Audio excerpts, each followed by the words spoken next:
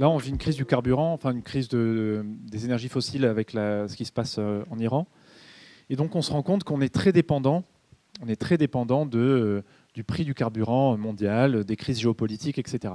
Donc, il y a cette question, je pense, au-delà de la question écologique qu'on est en train de toucher du doigt, c'est que électrifier le pays, c'est une question de souveraineté.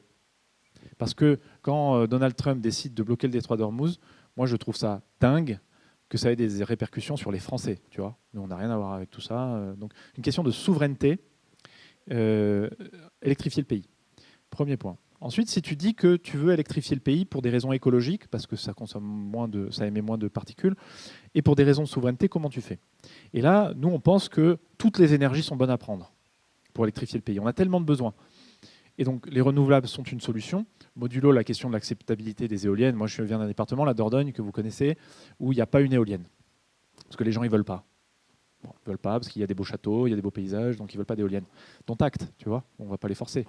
En revanche, il y a des territoires où il y a plein d'éoliennes. Et ça, c'est très bien. Ensuite, il faut du nucléaire. Parce que le nucléaire, c'est un avantage compétitif pour la France. Il y en a peut-être certains ici qui feront ingénieur dans le... Non, vous êtes SES, vous n'êtes peut-être pas ingénieur dans le nucléaire.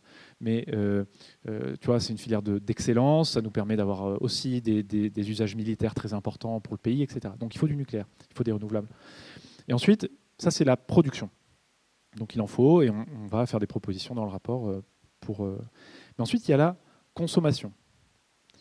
Et ça pose une question vertigineuse qui est la question de la bagnole.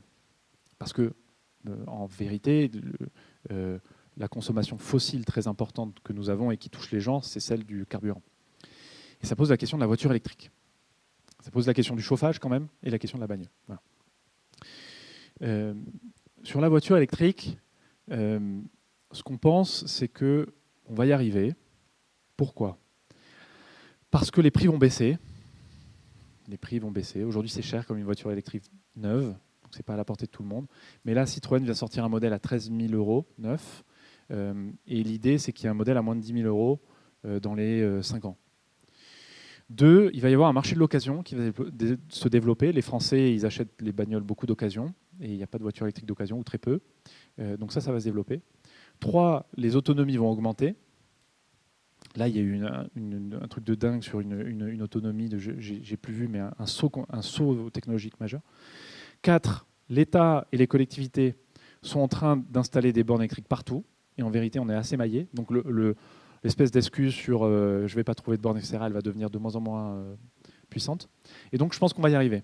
Donc, si tu arrives à mettre de la voiture électrique, si tu arrives à changer de chauffage, et si tu arrives à produire de l'électricité, à la fin des fins, tu es plutôt plus souverain, c'est plutôt moins cher, parce que l'électricité, quand même, il y a quand même un enjeu de fiscalité sur lequel je ne reviens pas, mais tu peux faire en sorte que c'est moins cher, avec notre nucléaire, etc. Et donc, je pense que c'est gagnant-gagnant. Et la question qu'on se pose, nous, dans cet exercice-là, c'est est-ce qu'en 2050, tu as une France 100% électrique?